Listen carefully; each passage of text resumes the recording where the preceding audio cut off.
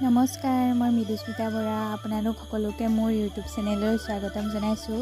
বহু দিনৰ পৰা ভাবি আছিলোঁ এটা ইউটিউব চেনেল খুলিম।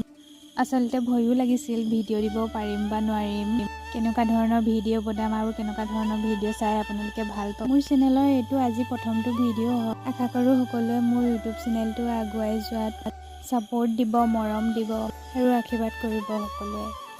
আজিৰ ভিডিঅ'টো আৰম্ভ কৰিছোঁ ফিল্ডলৈ বুলি ইভিনিং ৰানিং কৰিবৰ কাৰণে। আজি 15 আগষ্ট। আমাৰ ফিল্ডত দৌৰি থকা বা এজনী মানে আজি বাৰ্থডে আছিল 15 আগষ্টৰ দিনাখন। সৰুকৈ কিবা নিয়ম এটা কৰিম বুলি কৈছিল ফিল্ডতে।